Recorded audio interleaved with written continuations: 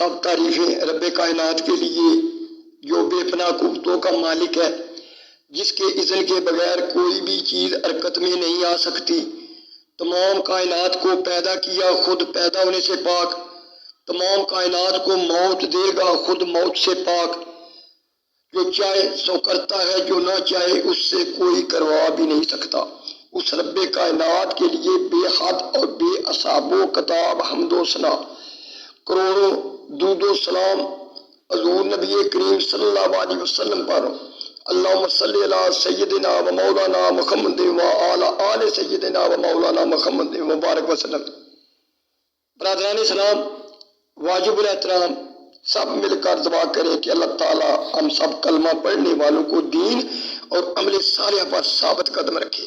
میرے اسلامی بھائیوں، اس دنیا میں وہ کچھ ہوتا ہے جو اللہ چاہتا ہے، وہ کچھ نہیں ہوتا جو کچھ اس دنیا کے صدر یا وزیر چاہتے ہیں، یا کہ وہ کچھ نہیں ہوتا جو اس دنیا کی طاقتور فوجیں چاہتی ہیں۔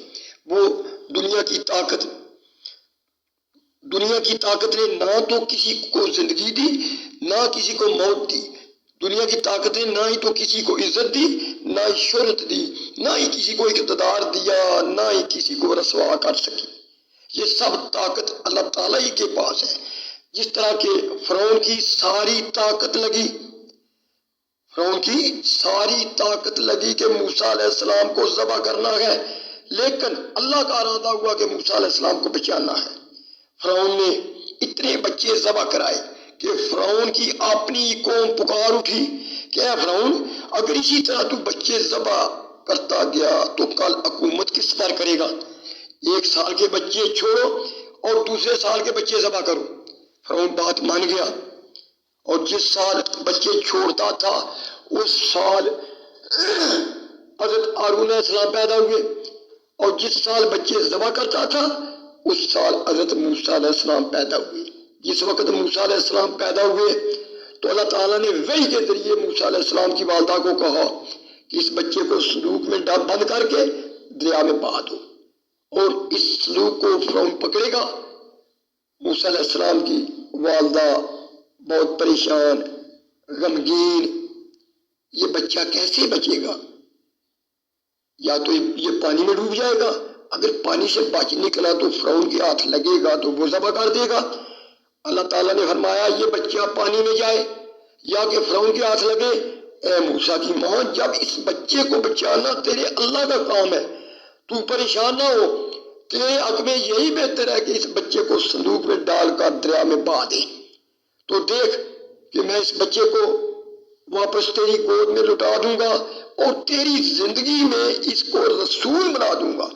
یہ دونوں چیزیں تو دیکھ کر مرے گی، اس سے پہلے نہیں مرے گی۔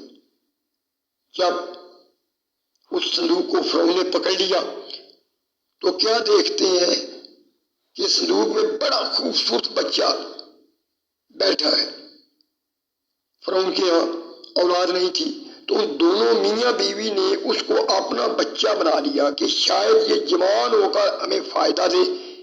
فرعون انجام سے بے خبر تھا کہ یہ بچہ جوان ہو کر میرے ساتھ کیا کرے گا۔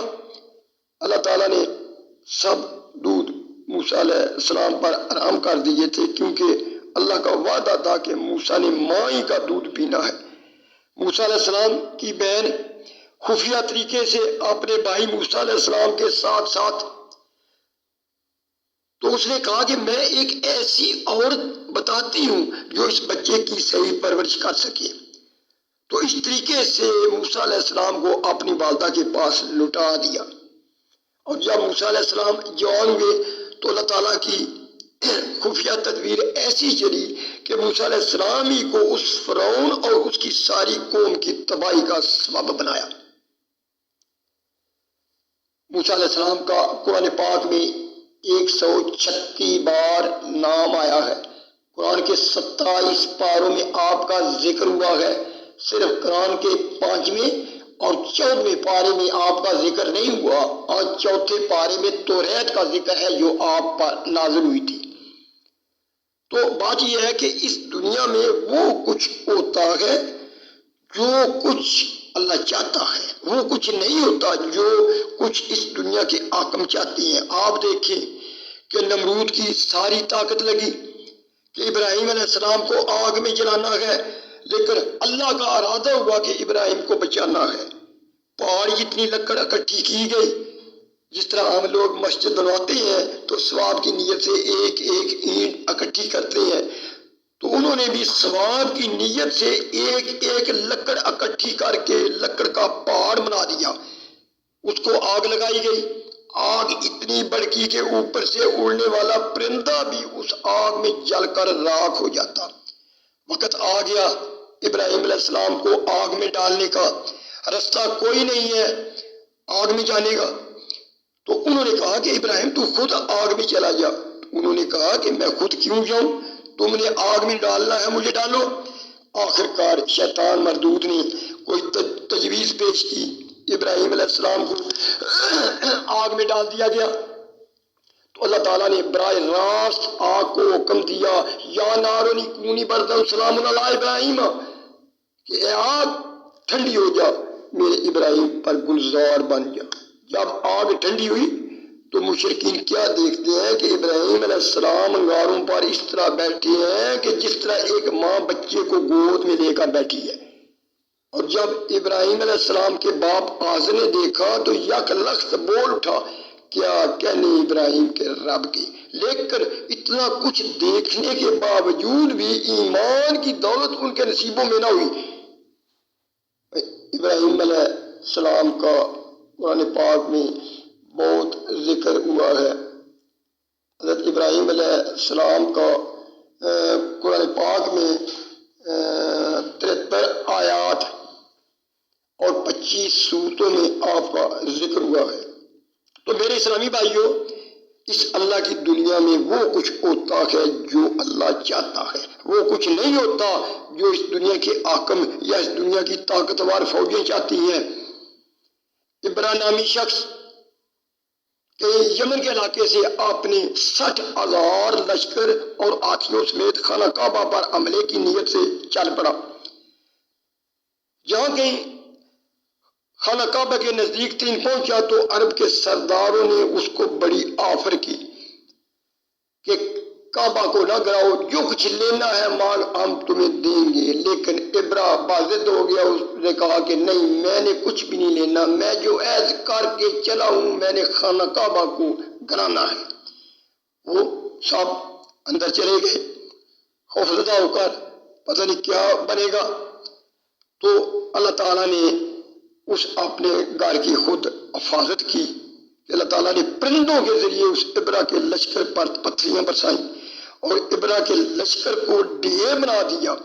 قرآن پاک میں اس چیز کا سورہ کہف میں ذکر ہے، علم تارا کیف فعل ربک باصحاب الفیل علم یجعل کیدہم فی تضلیل وارسل علیہم طیرا ابابیل ترمیہم بحجارۃ من سجیل فجعلہم کعصف مأکول۔ اپنے پیارے نبی کو اللہ تعالیٰ ارشاد فرما رہے ہیں، کیا آپ نے دیکھا نہیں کہ تیرے رب نے ہاتھی والوں کے ساتھ کیا کیا؟ ان کا سارا داؤ غلط کر دیا، ان پر جھنڈ کے جھنڈ پرندے بھیجے اور ان پر انہوں نے کنکریاں برسائیں اور ان کو اس طرح کر دیا جس طرح کھایا ہوا بوس ہوتا ہے۔ تو میرے دوستو، حکومت اللہ تعالیٰ کی ہے، اللہ تعالیٰ جو چاہے سو کرتا ہے۔ آپ دیکھیں کہ ایک حقیر مخلوق مچھر کی خوراک اللہ تعالیٰ نے اشرف المخلوقات انسان میں رکھی ہے، دروازے بند ہیں، روشندان کھڑکیاں بند ہیں، اس کے باوجود بھی انسان پر حملہ کر دیتا ہے۔ اور یہ نہیں کہ چوری آتا ہے، نہیں، آن بجاتا ہے، سائرن بجاتا ہے کہ میں آ گیا ہوں، اور اشرف المخلوقات انسان اس حقیر مخلوق مچھر کے آگے بے بس ہو جاتا ہے، وہ انسان سے اپنی خوراک لے کر چلا جاتا ہے۔ ایک سروے کے مطابق اس دنیا میں ہر سال 20 لاکھ آدمی اس مچھر، اس ملیریا کی موت سے مرتے ہیں۔ ہاتھی کتنا بڑا جانور ہے، اس کی موت کا سبب اللہ تعالیٰ نے ایک حقیر مخلوق چمٹی کو بنا دیا ہے، وہ ہر وقت چمٹی سے محتاط ہو کر رہتا ہے۔ قوم عاد کو اللہ تعالیٰ نے ایک بہت طاقتور قوم بنایا، اس پر اللہ تعالیٰ نے ہود علیہ السلام کو نبی بنا کر بھیجا۔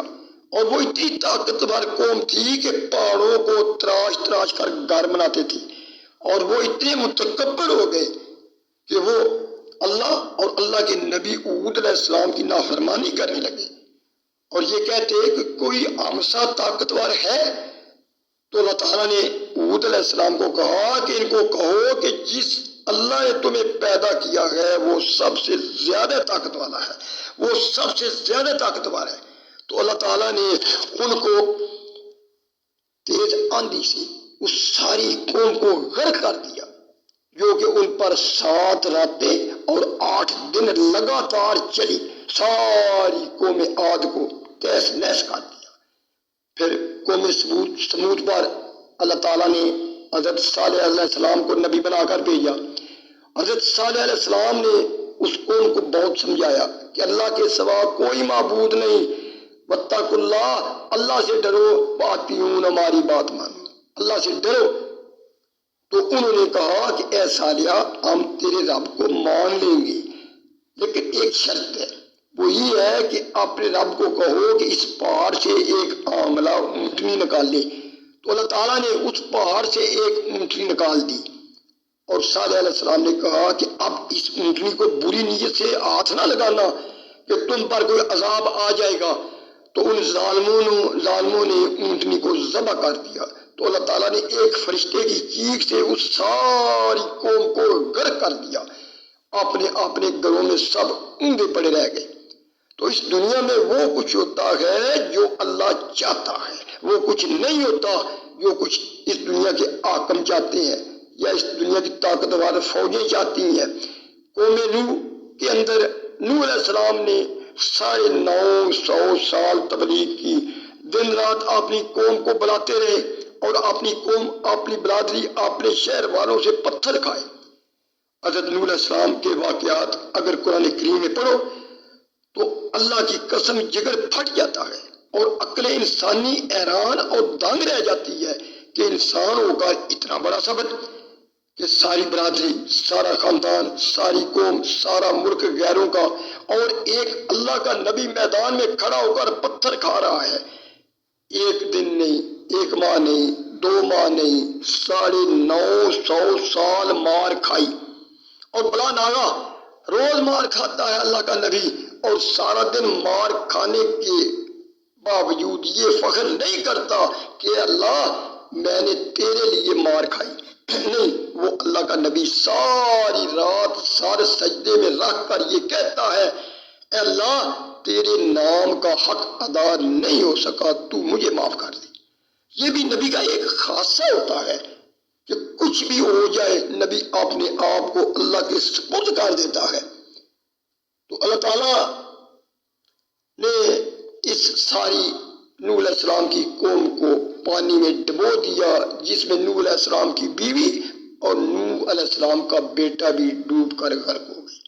لوط علیہ السلام نے اپنی قوم کو بہت سمجھایا کہ جو کام تم کرتے ہو یہ اہل عالم میں آج دن تک کسی نے نہیں کیا، لیکن اس قوم نے بھی لوط علیہ السلام کو ٹھکرایا، اور یہاں تک کہا کہ اے لوط اگر تم باز نہ آئے تو تمہیں یہاں سے نکال دیا جائے گا۔ تو اللہ تعالیٰ نے اس قوم پر پتھر برسائے اور زمین کو الٹ پلٹ کر دیا، جس میں لوط علیہ السلام کی بیوی بھی غرق ہو گئی۔ قوم شعیب آئی، وہ ایک تجارت پیشہ قوم تھی، انہوں نے دنیا کی تجارت اپنے ہاتھ میں لی ہوئی تھی۔ کیا کام کرتے تھے؟ کام تولنا، کام ناپنا، پیمانہ پورا نہ بھرنا، چیز دکھانی اور دینی، اور سودی نظام بہت زیادہ تھا۔ حضرت شعیب علیہ السلام نے ان کو بہت سمجھایا، لیکن انہوں نے شعیب علیہ السلام کی ایک نہ مانی، کوئی بات نہ سنی، بلکہ الٹا یہ کہتے کہ اے شعیب تم جاؤ مسجد میں اپنی نفل نمازیں پڑھو، ہمیں نہ ستاؤ، ہمیں اپنا کام جو ہے وہ کرنے دو۔ تو اس طرح انہوں نے حضرت شعیب علیہ السلام کو ٹھکرایا۔ تو اللہ تعالیٰ نے اس قوم پر 3 عذاب مارے، وہ اس لیے وہ کافر ہونے کے باوجود وہ بددیانت بھی تھے۔ تو اللہ تعالیٰ نے اس شعیب علیہ السلام کی قوم پر 3 عذاب مارے۔ پہلا زلزلہ، فرشتے کی چیخ اور انگاروں کی بارش۔ ایک بارش کی صورت میں، جب بارش کی صورت میں انہوں نے دیکھا کہ بارش برسنے والی ہے تو سب گرمی کی وجہ سے باہر نکل آئے، بڑے خوش ہوئے، موسم بڑا اچھا ہے، لیکن آواز آئی یہ بارش نہیں، یہ جو تم عذاب مانگتے تھے شعیب علیہ السلام سے کہ اپنے اللہ کو کہو کہ عذاب لے آؤ، یہ وہ عذاب ہے اور اس کے لیے تیار ہو جاؤ۔ تو اللہ تعالیٰ نے اس قوم پر انگاروں کی بارش اس قوم پر برسی اور تمام ساری مدین کی منڈی کو غرق کر دیا، تباہ کر دیا۔